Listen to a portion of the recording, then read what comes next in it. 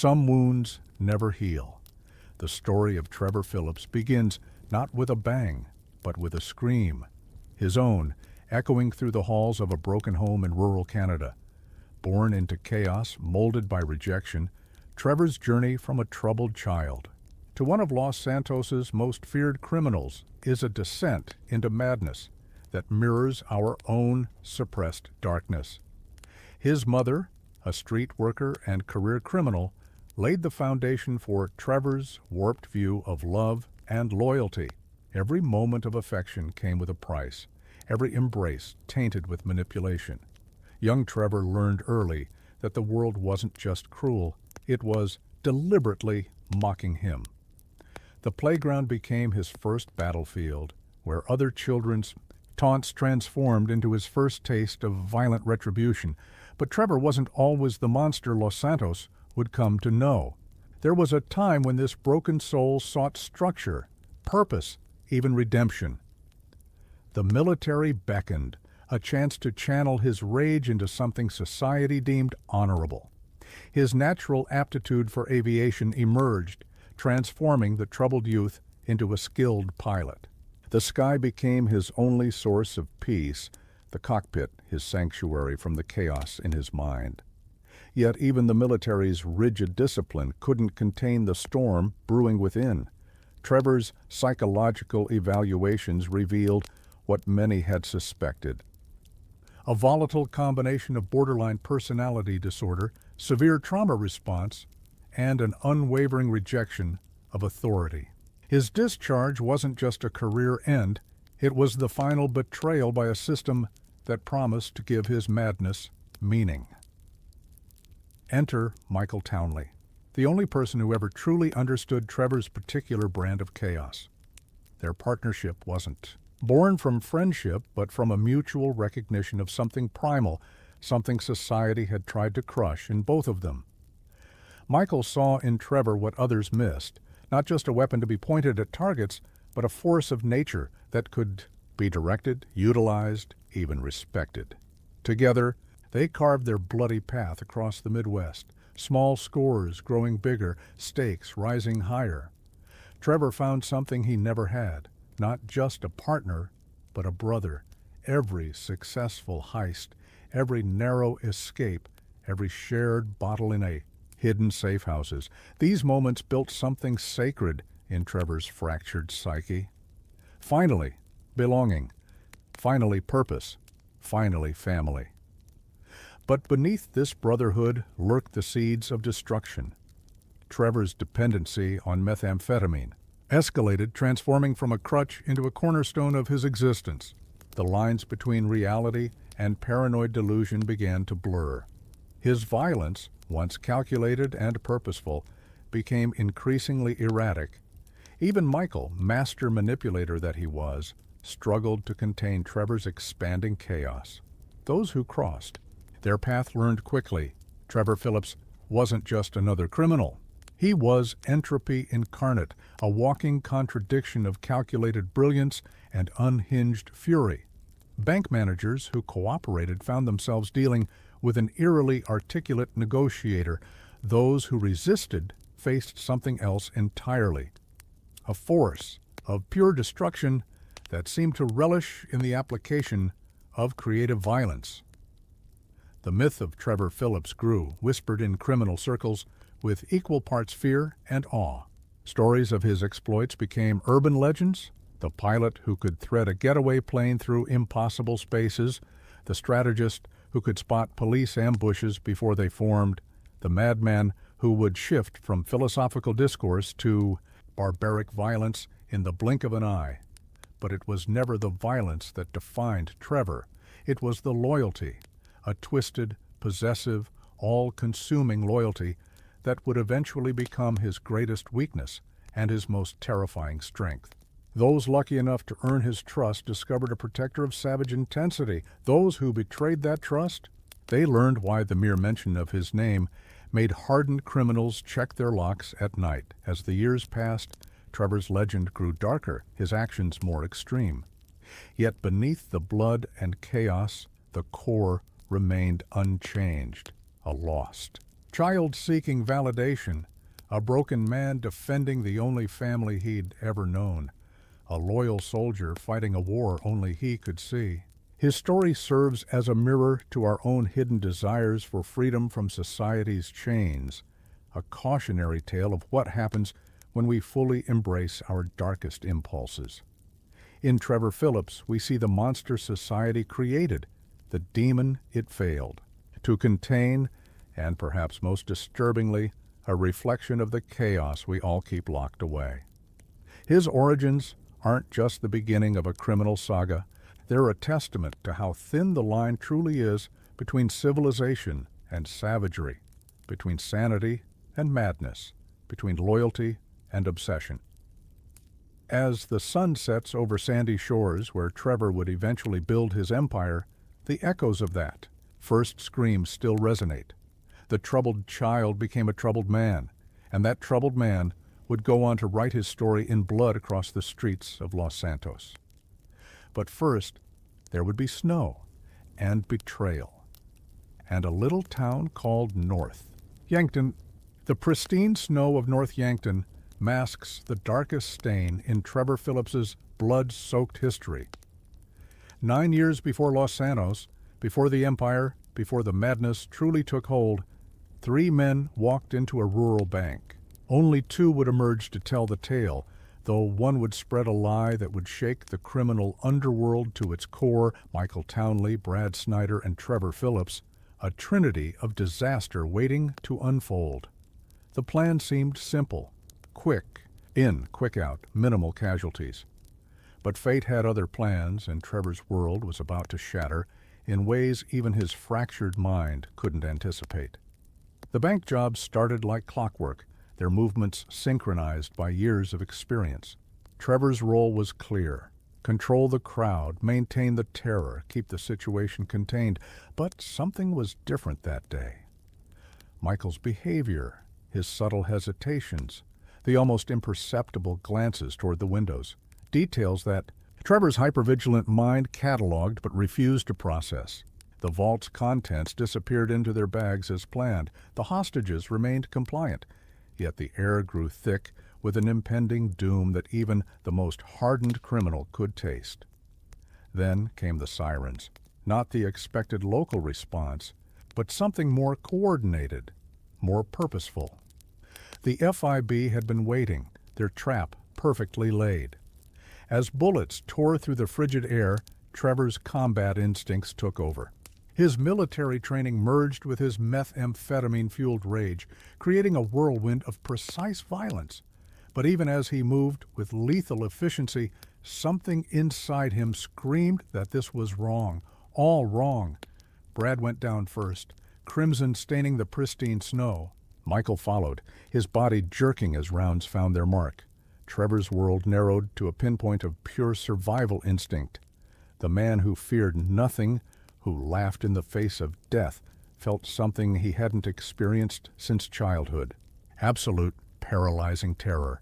Not for himself, but for the only family he had ever known. The escape became a blur of gunfire and adrenaline.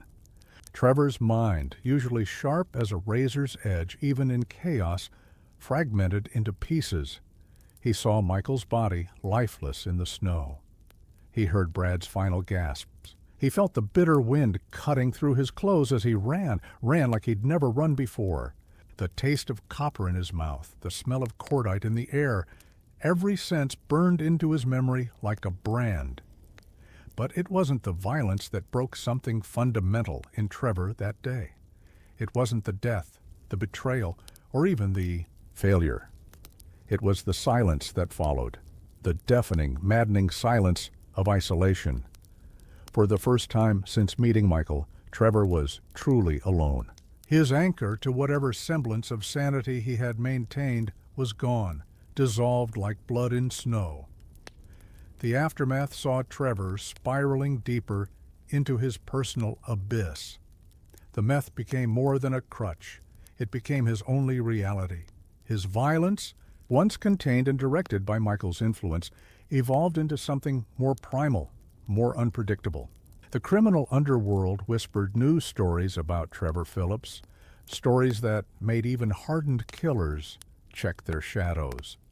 Those who encountered Trevor in the years following North Yankton spoke of a man transformed. The calculated madness had given way to pure chaos. Yet beneath the surface, something else festered, a gnawing doubt, a suspicion that refused to die. In his most lucid moments, Trevor would replay that day in his mind, analyzing every detail, every movement, every word. The official story spread through criminal circles like wildfire. Michael Townley dead, Brad Snyder imprisoned, Trevor Phillips in the wind. But stories, like the snow that covered their tracks that day, have a way of melting under scrutiny.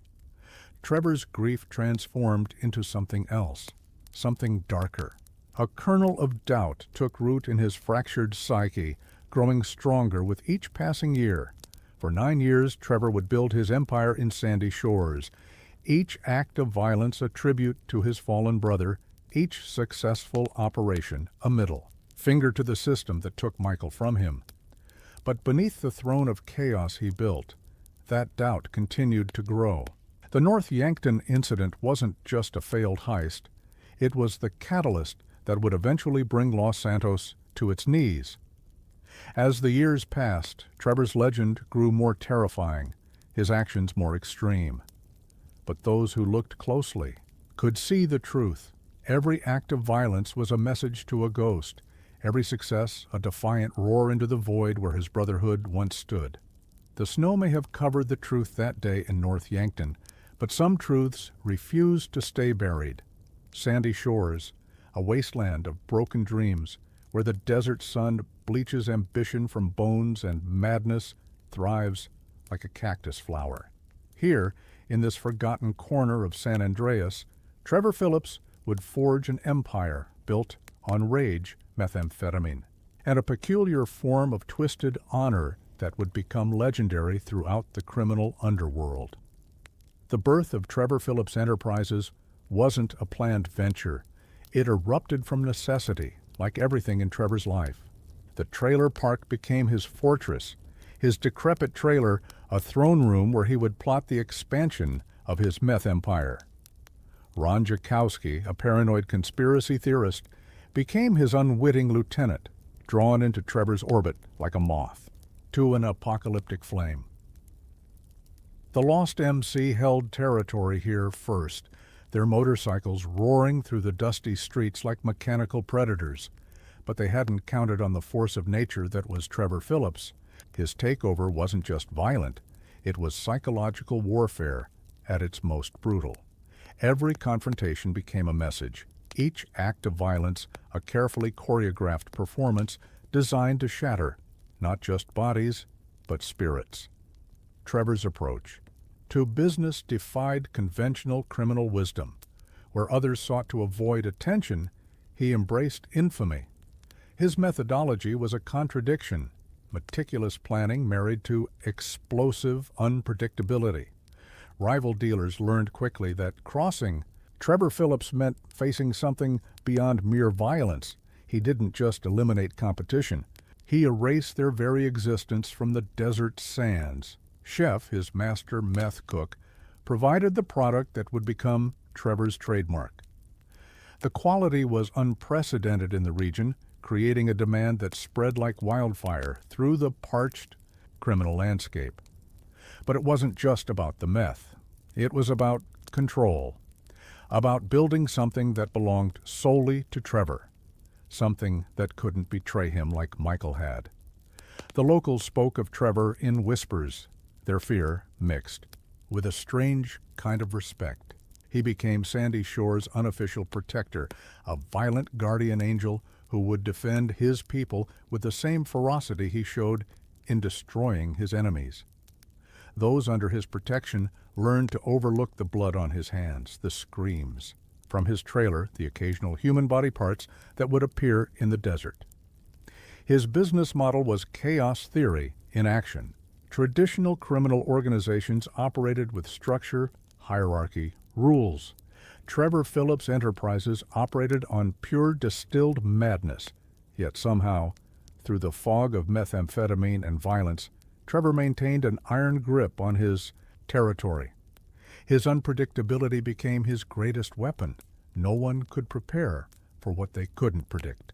The Chinese Triads attempted to muscle in once, sending their best enforcers to negotiate territory rights. They found their men, returned in pieces, arranged in a macabre artistic display that sent a clear message. Sandy Shores belonged to Trevor Phillips. The story spread through criminal circles, adding another layer to the growing legend of the desert's most dangerous resident. Wade Hebert joined Trevor's inner circle during this period, his childlike simplicity providing an unsettling contrast. To Trevor's explosive nature, Wade became another piece in Trevor's twisted family, protected, manipulated, and bound by ties stronger than mere loyalty. The dynamic between them showcased the complexity of Trevor's character, capable of both nurturing and destroying, often in the same breath. As TP Enterprises grew, so did Trevor's reputation for extreme solutions to simple problems. Competitors didn't just disappear, they became cautionary tales. Business negotiations weren't conducted in boardrooms, but in the desert, where Trevor's unique brand of persuasion could be applied without witnesses. Yet beneath the violence and chaos, a method emerged, a twisted logic that only Trevor seemed to understand. The Meth Empire became more than a business. It became Trevor's statement to the world. Each successful operation, each eliminated threat, each expansion of territory was a message to the ghost of Michael Townley, proof that Trevor could build something lasting, something powerful, even. Without his former partner's guiding hand, Sandy Shores transformed under Trevor's rule. The dusty streets remained the same, but there was a new current running beneath the surface, a nervous energy, an understanding that at any moment the relative calm could shatter with Trevor's next mood swing. His empire grew not through careful planning, but through sheer force of will and an application of violence so creative it bordered on artistry. This was Trevor Phillips in his element, unstoppable, unpredictable, unchained. Sandy Shores became his kingdom, his laboratories, his castles, his enforcers, his knights. But even as he built his empire on foundations of meth and madness, a part of him remained frozen in that snow-covered lot in North Yankton, waiting for a revelation that would shake his world to its core. Fate has a cruel sense of irony, and for Trevor Phillips, it came in the form of a television news report. 9 years of grief, rage, and methamphetamine-fueled empire building shattered in an instant as familiar movements flickered across the screen. A jewelry store heist in Los Santos, professional, precise, and bearing the unmistakable signature of a ghost. Michael Townley, the brother Trevor had mourned, the partner whose memory he'd drowned in blood and chemicals, was alive. The revelation hit Trevor's fractured psyche like a nuclear blast. His hands trembled as he rewound the footage again and again, studying every frame, every movement. The distinctive style, the execution, the methodology, it was all there. The dead don't pull heists, and ghosts don't leave security footage. The initial shock gave way to something darker, something primal. Trevor's mind, already a labyrinth of paranoia and rage, began connecting dots that had nagged at him for 9 years. The precision of the FIB response in North Yankton, the perfect timing, the way Michael had fallen. Every detail he'd suppressed came rushing back with crystal clarity. His reaction was immediate and terrifying. Sandy Shores witnessed Trevor Phillips in a state they'd never seen before, focused, controlled, deadly. The usual chaos of his movements replaced by a predatory precision that made even his most hardened lieutenants step back. Ron and Wade watched, in silent horror as their leader methodically prepared for what would become a legendary journey to Los Santos. The drive south became a descent into Trevor's darkest memories. Each mile brought fresh waves of betrayal, each hour fueled by a cocktail of stimulants and rage.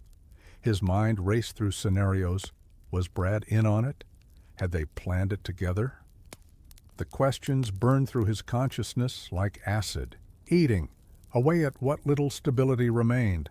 Los Santos emerged from the horizon like a neon-lit promise of violence. Trevor's arrival wasn't just a homecoming. It was an approaching storm that would reshape the criminal landscape of the city. Those who knew his reputation cleared the streets. Those who didn't would soon learn why the mere mention of his name made hardened criminals pause. The search for Michael became an obsession. Trevor's methodical madness turned the city inside out, following leads, terrorizing informants, piecing together the life of Michael DeSanta, the name his dead brother had chosen for his new life. Each discovery was another betrayal, another crack in the foundation of Trevor's already fragmented reality. The mansion in Rockford Hills stood as a monument to everything Trevor had lost, while he'd been building his empire in the dust and blood. Of Sandy Shores, Michael had been living a life of luxury, playing family man in a city of fake dreams. The contrast wasn't just stark, it was an insult to everything their brotherhood had meant, but it was the family that truly twisted the knife. Michael's wife, his children, they represented everything Trevor had been denied. The normal life, the stability, the acceptance. Each photo he discovered, each detail he uncovered about Michael's new existence fed a growing inferno of rage and hurt that threatened to consume Los Santos whole. The confrontation became inevitable, drawing closer with the relentless gravity of fate. Trevor's approach wasn't just about revenge, it was about answers, about understanding how the foundation of his existence could have been built on such a monumental lie. The questions burned in his mind. How had Michael fooled him? Why had he chosen this betrayal? What had really happened in that snow-covered parking lot? Los Santos held its breath, unaware that it stood on the brink of a reunion that would shake its foundations. Trevor Phillips, the demon of Sandy Shores, was about to confront the ghost of Michael Townley, and the city would never be the same.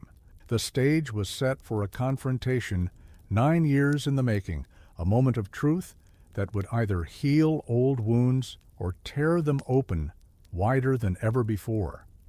In the quiet before the storm, Trevor's mind cleared with terrible purpose.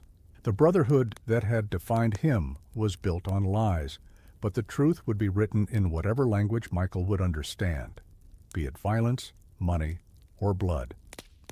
Los Santos had no idea what was coming, but soon, very soon, they would all understand the cost of betraying Trevor Phillips. They say the past catches up with everyone, eventually. For Michael DeSanta, formerly Townley, it arrived wearing a stained white tank top and carrying 9 years of weaponized grief. The reunion between two legends of the criminal underworld wasn't just a meeting. It was a collision of parallel universes, each shaped by the same lie. Trevor's entrance into Michael's carefully constructed facade of suburban normalcy was like a tornado hitting a house of cards. The tension in that first moment could have powered Los Santos for a year. Two men, once closer than brothers, separated by death, deception, and the weight of unspoken betrayals. Michael's face, a mask of practiced calm, betrayed only the slightest tremor. But Trevor saw it all. The conversation that followed was a masterclass in controlled chaos. Trevor's words, sharp as razors, cut through years of carefully constructed lies. Each sentence was a precision strike, designed to penetrate Michael's armor of comfortable denial. The questions came like bullets. Why fake death? Why abandon their brotherhood? Why choose this plastic life over their shared destiny? Michael's responses were defensive, measured, crafted from years of rehearsal in his mind. But Trevor had always possessed an almost supernatural ability to see through Michael's manipulations. Every deflection, every careful explanation only fueled the volatile cocktail of emotions brewing beneath Trevor's surface. The rage was there, but something else too. a desperate need to understand, to make sense of the senseless. Their first job together after the reunion was a dance of muscle, memory, and mistrust. The familiar rhythm of their criminal partnership emerged like a half-remembered song, Trevor's controlled chaos complementing Michael's strategic precision. But now every movement was shadowed by doubt, every command questioned, every success tainted by the knowledge that their foundation was built on betrayal. The dynamics shifted constantly. One moment they were falling back into their old patterns, finishing each other's sentences, anticipating each other's moves. The next, the air would grow thick with unspoken accusations, the weight of North Yankton hanging between them like a guillotine blade. Their legendary synchronization now came with an edge of danger, neither fully trusting, both waiting for the other shoe to drop. Los Santos watched with bated breath as these two titans of the criminal world circled each other. Their partnership had always been a force of nature, but now it was like watching two storm fronts collide. The criminal underworld buzzed with speculation. Would they strengthen each other or tear each other apart? The answer, as with everything involving Trevor Phillips, was not so simple. The truth about Brad became another landmine in their minefield of a reunion. Each revelation brought fresh waves of rage from Trevor, each explanation from Michael, another crack in their already fractured relationship. Yet somehow, through the chaos and recrimination, something of their old bond remained, twisted, damaged, but alive. Their first successful score after reuniting should have been triumphant. Instead, it was a bittersweet reminder of what they'd lost and what they could never regain. The old excitement was there, the thrill of the perfect heist, but now it was tainted by the knowledge that trust, once broken, leaves permanent scars. For Michael, Trevor's return represented everything he'd tried to escape: the chaos, the violence, the uncontrollable force of nature that had both elevated and threatened his criminal career. For Trevor, Michael's new life was a monument to betrayal, a rejection of everything their partnership had meant. Yet neither could fully let go of what they'd been to each other. The streets of Los Santos became their stage, where they performed this complex dance of loyalty and betrayal, love and hate, trust and suspicion. Their reunion wasn't just about two criminals reconnecting.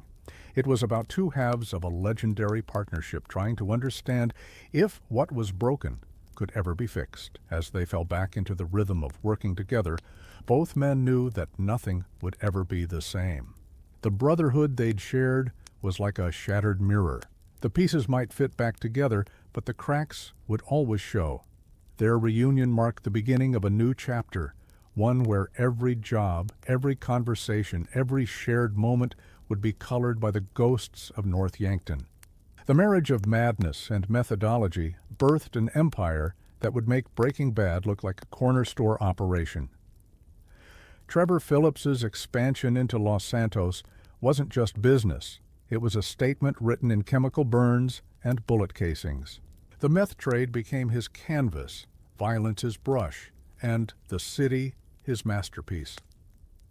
With Michael back in the picture, Trevor's business acumen took on a new edge. The unpredictable savagery remained, but now it served a grander purpose. Every move in Los Santos was calculated to build his empire while simultaneously testing Michael's loyalty. The Chinese Triads learned quickly that Trevor's reputation from sandy shores wasn't exaggerated. It was understated. The labs multiplied across the state, each operation a perfect blend of Trevor's chaos and precision. His product became legendary, pure, potent, and delivered with a guarantee that only Trevor Phillips could enforce. Competitors didn't just disappear. They became cautionary tales whispered in dark corners of drug dens. The message was clear: cross Trevor Phillips Enterprises, and your fate would be creative, painful, and public. Chef's expertise combined with Trevor's distribution network created an unstoppable force in the drug trade. The quality remained consistent, but the reach expanded exponentially. From the desert tweakers of sandy shores to the high-end clients in Vinewood Hills, Trevor's product became the gold standard. The empire grew like a metastasizing cancer. Beautiful in its destructive efficiency, the Chinese connection proved both lucrative and volatile. Trevor's negotiations with them redefined the term aggressive business tactics. When words failed, and they often did, Trevor's unique problem-solving methods left lasting impressions, usually in the form of missing limbs or psychological trauma that would keep psychiatrists employed for years. But it wasn't just about the money or the power. Each expansion of his empire was a message to Michael, a reminder of what Trevor had built alone while his dead partner played house in Rockford Hills. Every successful operation carried subtext. Look what I achieved without you. Look what we could have built together. The violence escalated with the profits. Trevor's methods became more elaborate, his messages to rivals more artistic. One particularly stubborn competitor found his entire operation relocated to the bottom of the Alamo Sea, staff included. The incident became known in criminal circles as the Pacific Standard of Conflict Resolution. Trevor's lieutenants watched in awe and terror as their leader orchestrated this symphony of chaos. Ron's paranoia proved useful in spotting potential threats, while Wade's simple nature made him the perfect courier. Who would suspect the man-child of moving millions in product? The organization grew, but Trevor's core team remained small, tight, controlled. The empire's structure defied conventional criminal wisdom. Where other organizations built hierarchies, Trevor built chaos. Unpredictability became a business strategy. Rivals couldn't infiltrate what they couldn't understand, and no one understood the method behind Trevor's madness, because there often wasn't one. Los Santos's established crime families watched with growing unease as Trevor Phillips' enterprises expanded its reach. Traditional power structures meant nothing to Trevor. Territory boundaries were suggestions, agreements were temporary, and respect was earned through fear. The old guard's complaints were met with demonstrations of why crossing Trevor was a terminal career move. Each victory fed Trevor's growing legend. The stories spread through criminal circles. The meth king who could switch from articulate business discussion to cannibalistic rage in seconds. The lunatic who ran the tightest ship in the drug trade. The madman who made the Mexican cartels. Think twice about expansion, but beneath the success lurked a darker purpose. Every shipment, every deal, every bloody message to competitors was part of a larger performance, a show put on for one specific audience member. Michael's presence in Los Santos turned Trevor's empire building into a twisted form of courtship. Each successful venture a reminder of their old partnership, each violent conquest a love letter written in other people's blood. The Meth Empire became Trevor's magnum opus, a monument to what brotherhood betrayed could achieve. In the end, it wasn't just about the drugs or the money or even the power. It was about proving something to Michael, to the world, and perhaps most importantly, to himself. In the twisted pantheon of Trevor Phillips's relationships, none better exemplify his complex nature than his interactions with Floyd Hebert and Wade Hebert. This chapter in Trevor's saga reveals the darkest aspects of his personality, his ability to manipulate, dominate, and ultimately destroy those who orbit his chaos. Wade, the simple-minded cousin, became Trevor's most loyal follower through a masterful campaign of psychological manipulation. His childlike trust made him the perfect canvas for Trevor's influence. The transformation of Wade from lost juggalo to devoted acolyte wasn't achieved through mere intimidation. It was a calculated reprogramming, each trauma and reward carefully measured to create unwavering loyalty. Floyd's apartment in Vespucci, beach became Trevor's first foothold in Los Santos, but it represented far more than just a strategic location. The invasion of Floyd and Deborah's domestic space was Trevor's assault on everything he despised about normal society. Their home became his theater, where he staged his own twisted version of domestic life, forcing Floyd to participate in this parody of normalcy. The psychological torment Trevor inflicted on Floyd was calculated, precise, and relentless. Each day brought new humiliations, each interaction designed to chip away at Floyd's sense of self. The dock worker's desperate attempts to maintain his relationship with Deborah while navigating Trevor's demands created a pressure cooker of anxiety and fear that could only end in tragedy. Trevor's care for these two souls showcased his paradoxical nature. He protected them from outside threats while being their greatest tormentor. Wade's devotion was rewarded with a twisted form of protection, while Floyd's resistance met with escalating psychological warfare. Through them, Trevor created his own dysfunctional family unit, a dark mirror of Michael's suburban life. The relationship dynamic became a grotesque ballet of power and submission. Wade's cheerful acceptance of Trevor's world contrasted sharply with Floyd's desperate resistance. Trevor played them against each other, using Wade's simple nature to highlight Floyd's ingratitude, creating a psychological vice that tightened with each passing day. Their story illuminates Trevor's deep understanding of human nature, particularly its weaknesses. He didn't just dominate Floyd and Wade physically, he reconstructed their reality, making himself the center of their universe. Every interaction was a calculated move in a game of psychological chess, with Trevor always several moves ahead. The Vespucci Beach apartment became a pressure cooker of repressed violence and psychological torture. Trevor's presence warped the space, transforming a simple home into a stage for his particular brand of chaos. The walls witnessed a slow-motion destruction of two men's spirits, one through devoted corruption, the other through relentless psychological siege. Deborah's eventual return to the apartment marked the inevitable climax of this twisted drama. The collision of Trevor's manufactured reality with the outside world could only end in blood. The apartment became both crime scene and monument to Trevor's impact on those who entered his orbit. The deaths of Floyd and Deborah weren't just murders. They were the logical conclusion to Trevor's destructive influence. Wade's reaction to the loss of his cousin revealed the completeness of Trevor's conditioning.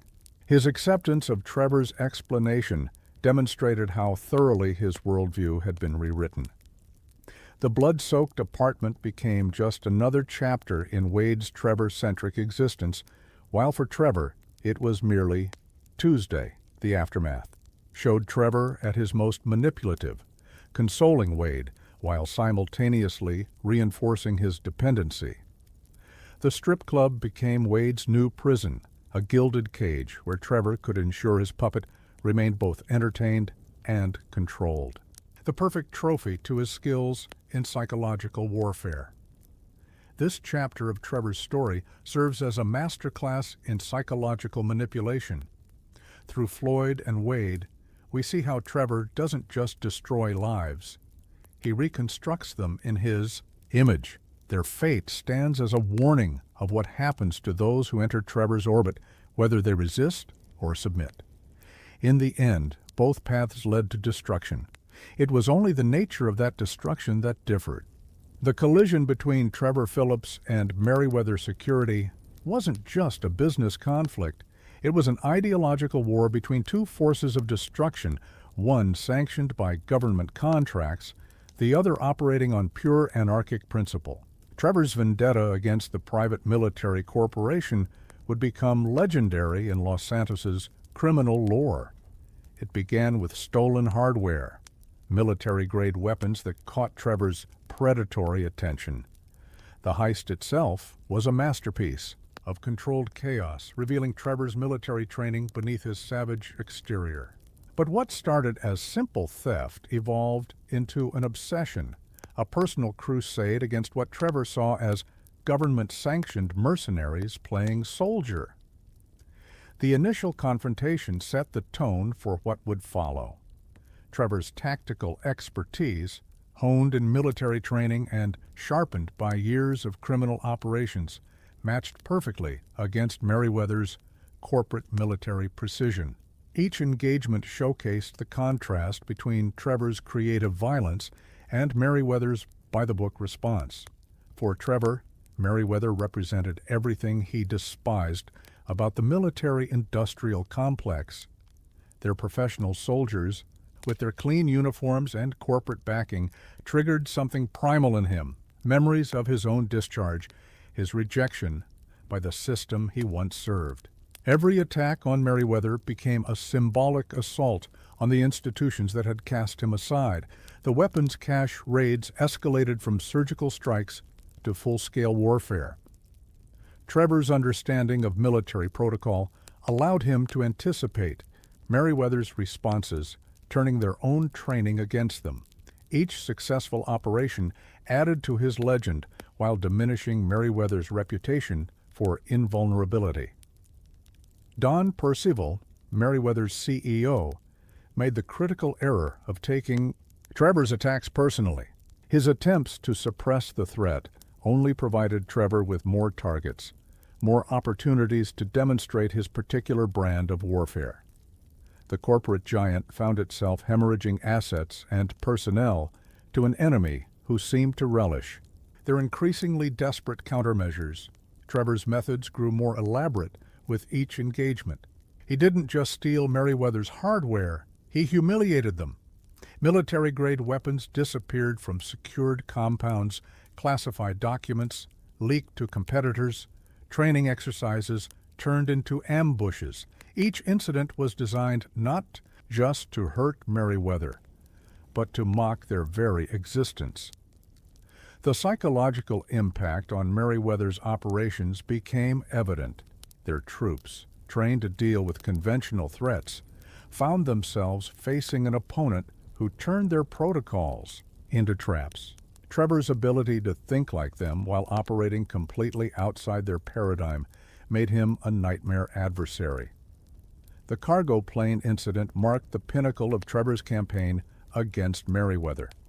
The theft and subsequent destruction of millions in military hardware wasn't just a financial blow, it was a statement.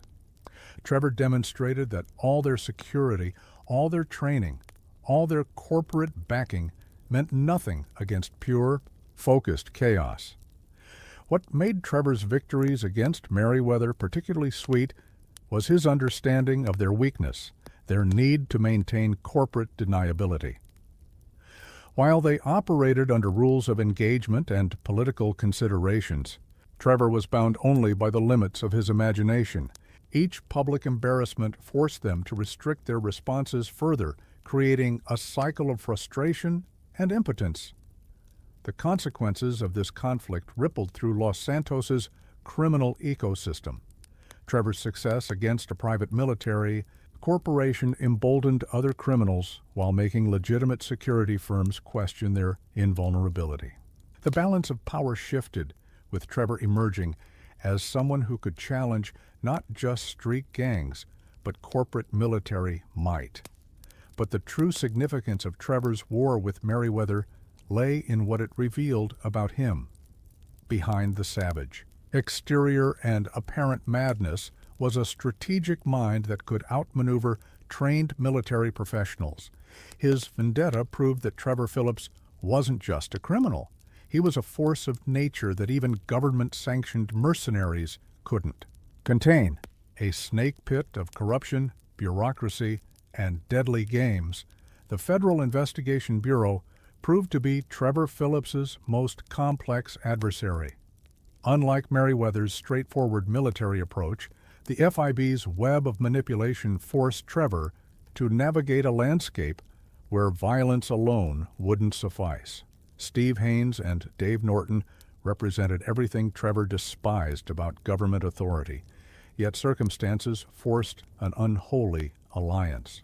The irony wasn't lost on Trevor. The same organization that had orchestrated Michael's death in North Yankton now required their services. Each interaction became a dangerous dance of mutual contempt, masked by necessary cooperation.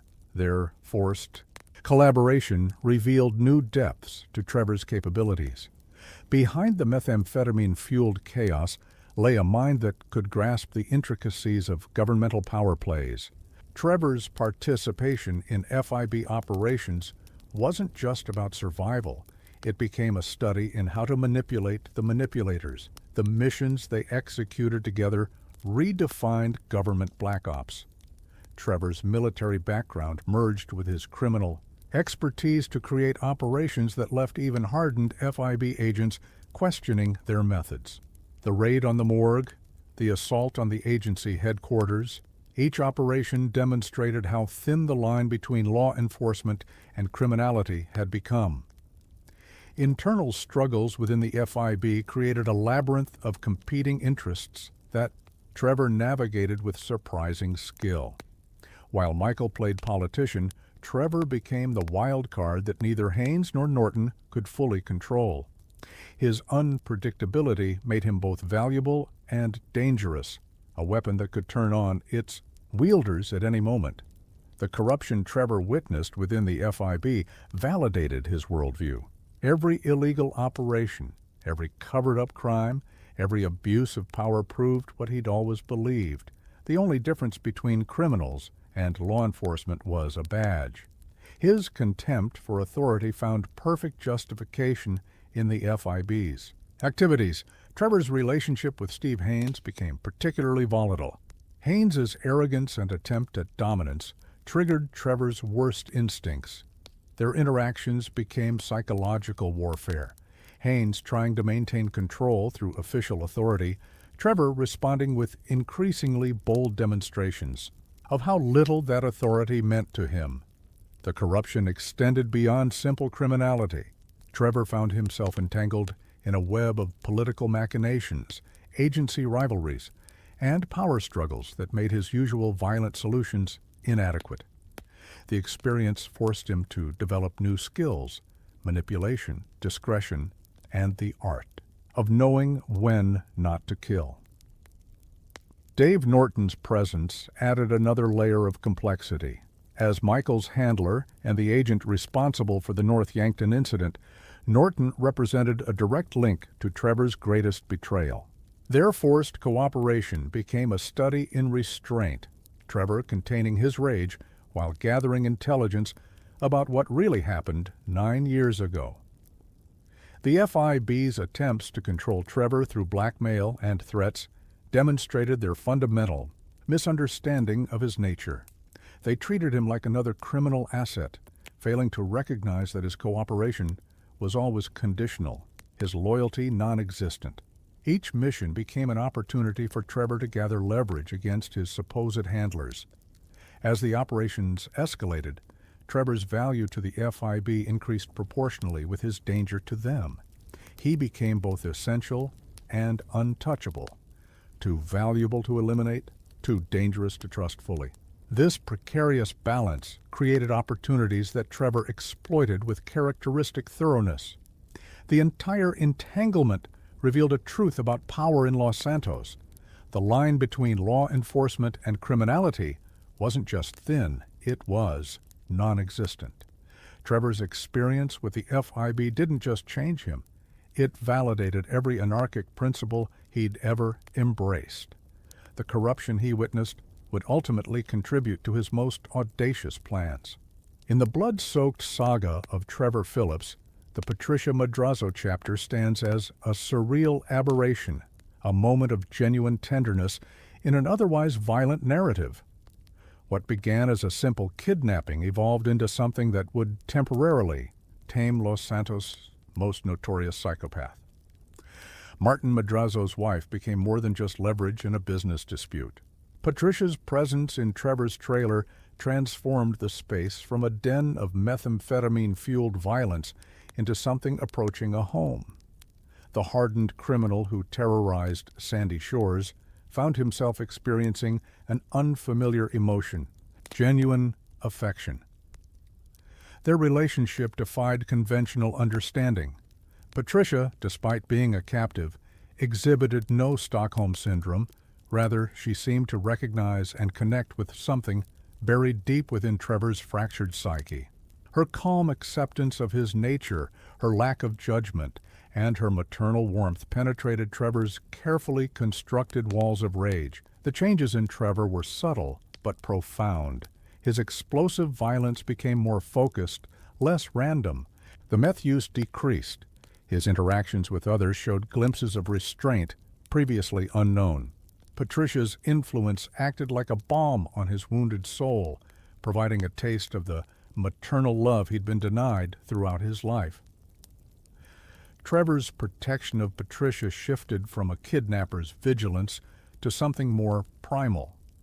Those who threatened her safety discovered new depths to Trevor's capacity for violence. Yet around her, he displayed an almost childlike desire for approval. The dichotomy of his behavior, gentle with her, ruthless with others, highlighted the complexity of his character. The daily routine they developed became almost domestic. Trevor's attempts at proper behavior, while still filtered through his unique perspective, showed a desperate desire for normalcy he'd never admitted to himself. Patricia's quiet acceptance of his efforts, her gentle corrections, her unwavering, calm in the face of his nature, created a dynamic unlike anything in Trevor's experience. Their conversations, conducted in a mix of broken Spanish and English, revealed depths to Trevor that surprised even his closest associates. Patricia drew out elements of his personality long buried under layers of trauma and methamphetamine, intelligence, curiosity, even wisdom. She became both mother figure and confidant, offering the unconditional acceptance Trevor had always craved.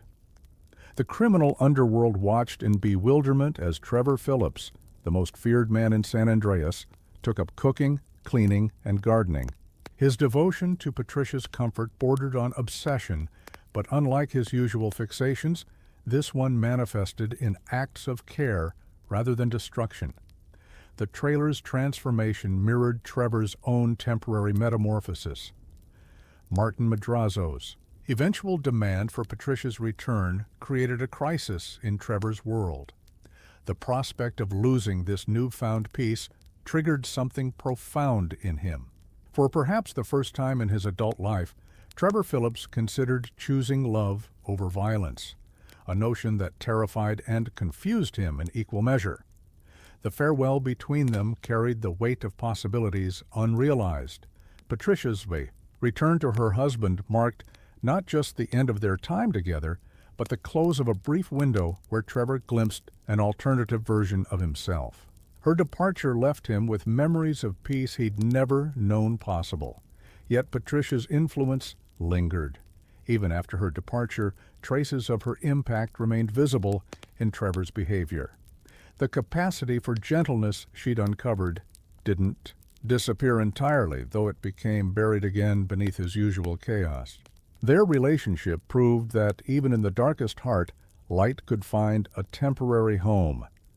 The Patricia Madrazo incident became a whispered legend in Los Santos criminal circles, the time when love, however briefly, tamed the untamable Trevor Phillips. Her memory remained one of the few things Trevor treated with genuine reverence, a reminder that somewhere beneath the violence and insanity lay the possibility of connection. The truth about Brad became the catalyst that would shatter Trevor's already fragile grip on reality. What unfolded in the dusty graveyard of North Yankton wasn't just the exposure of a lie. It was the demolition of Trevor Phillips's last anchor to sanity. Brad's grave held more than a body. It contained 9 years of carefully constructed deception. Trevor's methodical excavation of the truth matched the violence of his emotional state. Each shovel of dirt revealed another layer of betrayal. Each piece of evidence confirmed his worst suspicions. The FIB, Michael, Dave Norton, all architects of an elaborate conspiracy that had shaped Trevor's existence. The revelation that Brad had died that day, that Michael's survival was part of a calculated deal with the FIB, triggered something primal in Trevor's psyche. The knowledge that while he'd been mourning, building his empire in tribute to a dead brotherhood, Michael had been living in luxury under federal protection ignited a rage that made his previous outbursts seem tame by comparison. Michael's attempts at explanation only fueled Trevor's fury. Every justification, every excuse became another brick in the wall between them. The brotherhood they'd shared, already strained by Michael's reappearance, crumbled under the weight of truth. Trevor's emotional breakdown manifested in ways that terrified even those accustomed to his violence. The psychological impact rippled through every aspect of Trevor's life. His business decisions became more erratic, his violence more purposeful. The careful balance he had maintained between chaos and control tilted dangerously toward pure destruction. Those closest to him witnessed a transformation, the emergence of something darker than even Trevor's usual madness. His plans for vengeance took on an almost artistic quality. Trevor didn't just want Michael dead, he wanted him to suffer the same psychological torture he'd endured for 9 years.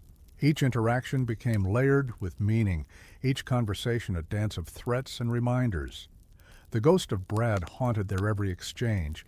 The FIB's involvement added another dimension to Trevor's rage. Dave Norton's role as Michael's handler, the orchestrated deception, the manipulation of Trevor's grief, all of it painted a picture of institutional betrayal that validated his deepest paranoia. His hatred for authority found perfect justification in the revelation of their conspiracy. Wade and Ron watched helplessly as their leader spiraled into a new kind of madness. The careful balance of Trevor Phillips' enterprises gave way to operations, driven purely by Trevor's need for revenge. Business decisions became secondary to his obsession with making Michael pay for his betrayal. The truth about Brad's fate forced Trevor to reevaluate every memory, every moment of their shared past. What had been genuine? What had been manipulation? The uncertainty poisoned even his happiest memories of their brotherhood. Each recalled moment became suspect, tainted by the knowledge of Michael's eventual betrayal. Michael's attempts to rationalize his actions only deepened Trevor's sense of betrayal. The comfortable life Michael had built, the family he'd protected, the normality he'd achieved, all of it came at the cost of Trevor's suffering. The contrast between their post-North Yankton lives became a source of bitter resentment. Trevor's plans for retribution evolved beyond simple violence. He wanted Michael to experience the same psychological destruction he'd endured. Each move was calculated to strip away Michael's illusions of security, to dismantle the life he'd built on foundations of betrayal. The family revelations didn't just change Trevor's relationship with Michael, they transformed his entire worldview. Trust, already a scarce commodity in his universe, became nearly impossible.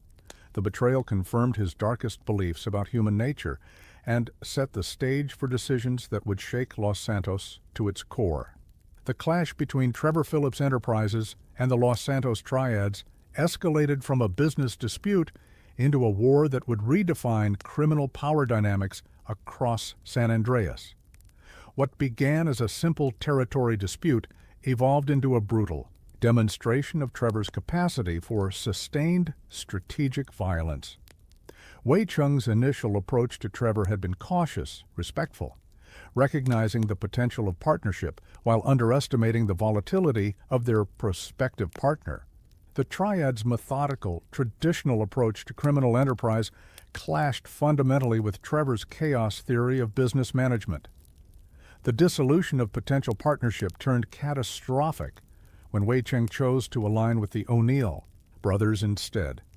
For Trevor, this wasn't just a business decision, it was a personal insult. His response would become legendary in criminal circles, a testament to his ability to transform wounded pride into apocalyptic retribution. The O'Neill compound burning became Trevor's opening statement in this war. The methodical destruction of their operation wasn't just about eliminating competition. It was a message to Wade Cheng about the consequences of choosing the wrong side. The flames that consumed the O'Neill's meth lab illuminated a new chapter in Los Santos's criminal history. Trevor's campaign against the Triads demonstrated a level of strategic thinking that surprised even his closest associates. Each strike was calculated, each move designed to disrupt their traditional hierarchical structure. Supply lines were severed, contacts disappeared, safe houses became death traps. Trevor didn't just attack their business, he attacked their entire operational philosophy. Wei Cheng's response revealed a fundamental misunderstanding of his opponent. Traditional intimidation tactics, shows of force, threats against associates, all proved ineffective against someone who thrived on escalation. Every countermove by the Triads was met with increasingly creative displays of violence.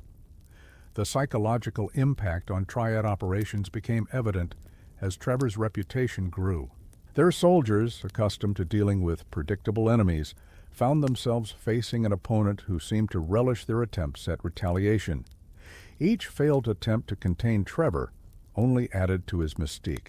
Trevor's methodology in this war revealed the military strategist beneath the methamphetamine-fueled chaos. He didn't just target Triad operations, he systematically dismantled their support structure. Legitimate businesses were disrupted, political connections severed, banking relationships compromised. Each move was designed to isolate and weaken. The conflict's escalation drew attention from other criminal organizations who watched with growing unease as Trevor demonstrated what happened when business disputes became personal. His handling of the Triads served as both warning and instruction, a master class in asymmetrical criminal warfare. Territory disputes transformed into a series of increasingly elaborate tactical engagements. Trevor's understanding of both military strategy and criminal psychology allowed him to anticipate and counter Triad movements before they occurred. Their traditional strength in numbers became a liability against Trevor's guerrilla warfare tactics. The war's impact extended beyond immediate participants. Other criminal organizations began reassessing their positions, particularly regarding Trevor Phillips' enterprises. The message was clear. Traditional power structures meant nothing to someone willing to burn everything to prove a point. Wei Cheng's eventual realization came too late, that in Trevor Phillips, he hadn't just made an enemy, he'd awakened a force of nature that couldn't be contained by conventional criminal methodology. The Triads War became a testament to Trevor's ability to transform personal slights into criminal earthquakes that reshaping Los Santos's underworld. The Union Depository heist wasn't just another score, it represented the pinnacle of criminal achievement in Los Santos, a testament to ambition forged in the crucible of betrayal and redemption. The preparations showcased Trevor Phillips at his most focused, a perfect fusion of military precision and criminal ingenuity. Each element of the heist required meticulous planning, forcing Trevor to temporarily subdue his chaotic nature. The selection of crew members, acquisition of equipment, and coordination of multiple moving parts demanded a level of control that few believed Trevor capable of maintaining. Yet beneath his barely contained rage lay the mind of a tactical genius. The tension between Trevor and Michael during preparations added another layer of complexity. Their damaged relationship cast a shadow over every planning session, each interaction charged with unresolved betrayals. Yet their criminal synchronization remained uncanny, muscle memory from years of partnership overriding personal animosity. The hardware requirements pushed Trevor's network to its limits. Military-grade equipment, specialized vehicles, precise timing mechanisms, each component represented a separate operation in itself. Trevor's connections, built through years of violence and intimidation, proved invaluable. in securing necessary resources. Crew selection revealed Trevor's surprising ability to evaluate talent objectively. Despite his personal volatility, he demonstrated keen insight into individual capabilities and reliability. Each chosen crew member represented a calculated risk. Their skills weighed against the potential for betrayal that Trevor now saw everywhere. The rehearsals became exercises in controlled chaos. Trevor's insistence on precision conflicted with his natural inclination toward improvisation. Yet this internal struggle produced something unique, a plan flexible enough to accommodate the unexpected while maintaining critical structural integrity. Security analysis showcased Trevor's military training, his assessment of Union Depository. Defenses went beyond simple observation, incorporating psychological profiles of security personnel and response patterns. Each potential point of failure was identified, contingencies developed, alternatives planned. The financial arrangements required delicate handling. Trevor's typical approach to business negotiations needed tempering. Legitimate banking channels demanded subtlety over intimidation. His adaptation to these requirements, while clearly straining his patience, demonstrated remarkable versatility. Equipment testing took on ritualistic significance. Each piece of gear underwent rigorous evaluation, with Trevor personally verifying critical components. His attention to detail during these sessions bordered on obsessive, reflecting both professional thoroughness and deep-seated fear of another betrayal. The timing coordination between teams demanded unprecedented cooperation. Trevor's role required him to balance his own crucial tasks while maintaining awareness of other operations. This multi-layered responsibility tested his ability to function within structured parameters while retaining his edge. Surveillance of the target revealed both opportunities and complications. Trevor's analysis cut through conventional approaches, identifying vulnerabilities others had missed. His unique perspective on security systems, seeing them as manifestations of authority to be subverted, proved invaluable in planning. As preparations neared completion, Trevor's involvement transcended mere professional interest. The Union Depository represented more than just a score. It was his chance to prove something to Michael, to Los Santos, and perhaps most importantly, to himself. Each finalized detail brought them closer to a moment that would define their criminal legacy. In the annals of criminal history, the Union Depository Heist stands as a masterpiece of precision and chaos, a perfect reflection of Trevor Phillips's contradictory nature. The execution of Los Santos's most ambitious score revealed layers of complexity that would cement Trevor's legend in criminal folklore. The morning of the heist dawned with unnatural calm. Trevor's preparation manifested in controlled intensity, each movement calculated, each command precise. His military background emerged in the final briefing, clear, concise instructions delivered with unusual restraint.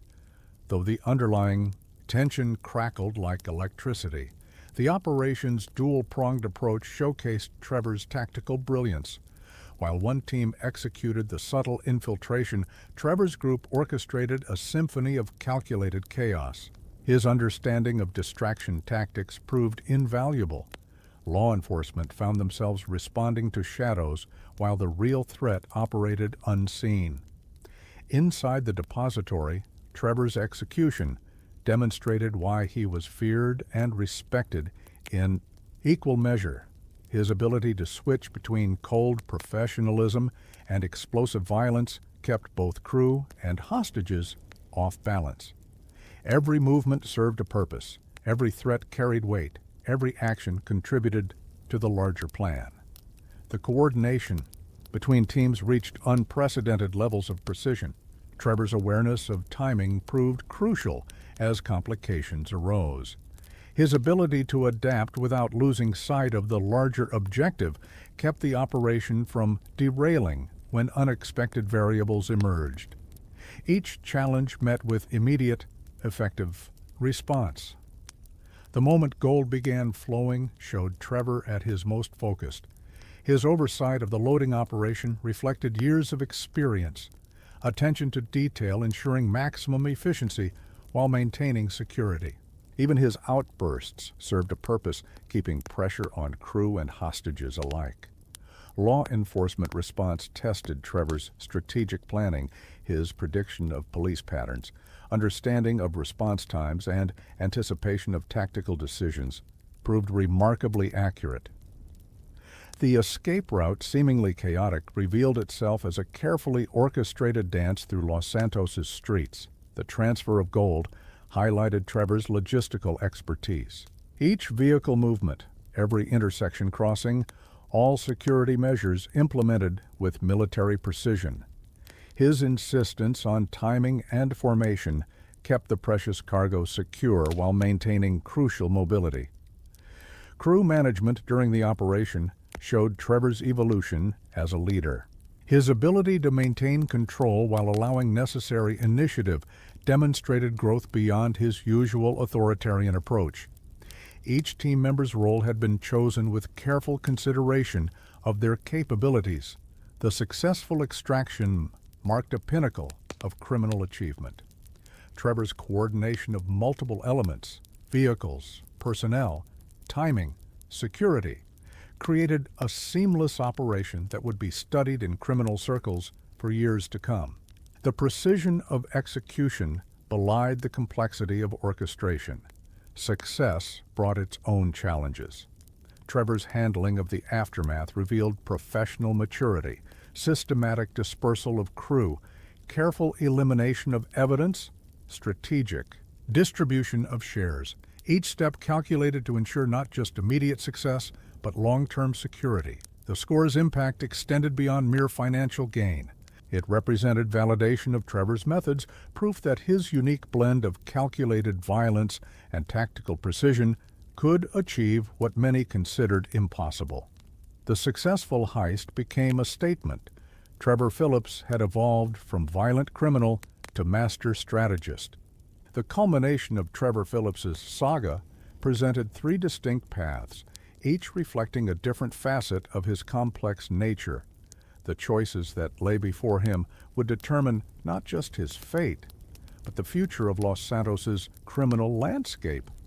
Option A. The death wish. Trevor's refusal to choose between loyalty and revenge created the most explosive possibility. His decision to take on everyone, the FIB, Merryweather, the Triads, demonstrated the full scope of his tactical genius combined with unleashed fury. This path showcased Trevor at his most magnificent and terrifying. The coordinated assault on all enemies required unprecedented planning. Trevor's military background emerged fully as he orchestrated a symphony of destruction across Los Santos. Each target eliminated with precision, each move calculated for maximum impact. His rage, finally unleashed without restraint, proved tactically devastating. Option B, the ultimate betrayal. The path leading to Michael's potential death revealed the darkest aspects of Trevor's nature. His pursuit of vengeance, fueled by 9 years of buried trauma, transformed into a methodical hunt. The psychological warfare preceding the final confrontation demonstrated Trevor's ability to inflict emotional as well as physical damage. This choice forced Trevor to confront the true cost of betrayal. Not just Michael's betrayal of him, but his own betrayal of their brotherhood. The parallels to North Yankton became unavoidable, creating a cycle of treachery that threatened to consume both men. Option C. The sacrifice. Franklin's attempt on Trevor's life represented the ultimate test of loyalty. This path exposed Trevor's vulnerability beneath his violent exterior. His reaction to betrayal by someone he'd begun to trust revealed the depth of his emotional wounds and the tragic nature of his character. The aftermath, regardless of the chosen path, Trevor's impact on Los Santos remained indelible. His legend grew beyond mere criminal status into something mythical. Stories of his exploits became cautionary tales, whispered in dark corners of the criminal underworld. The resolution of Trevor's story challenged conventional narratives of redemption or condemnation. His fate, whatever it might be, served as a testament to the complexity of his character, a man capable of both extraordinary loyalty and unimaginable violence. Legacy: Trevor Phillips's influence extended far beyond his immediate circle. His methods reshaped criminal methodology in Los Santos. Traditional organizations found themselves adapting to a world where chaos could be weaponized, where unpredictability became a viable strategy. His relationship with Michael, whether ending in reconciliation or tragedy, became legendary in criminal circles. Their partnership served as both warning and inspiration, a reminder that in their world, loyalty and betrayal often wore the same face. The final statement, Trevor's story, ultimately transcended simple criminality. He became a symbol of rebellion against societal constraints, a force of nature that refused to be contained by conventional morality. His choices and their consequences reflected deeper truths about loyalty, betrayal, and the price of freedom in a world built on lies. The ending, whichever path taken, cemented Trevor Phillips's place in criminal history, not just as a successful criminal, but as someone who rewrote the rules of the game. His legacy would continue to influence Los Santos long after the dust settled, a testament to the impact one man's controlled chaos could have on an entire city. In the end, Trevor Phillips wasn't just a character in Los Santos's criminal tapestry. He became the thread that unraveled the entire fabric, forcing everyone to confront the thin line between order and chaos, loyalty and betrayal, sanity and madness.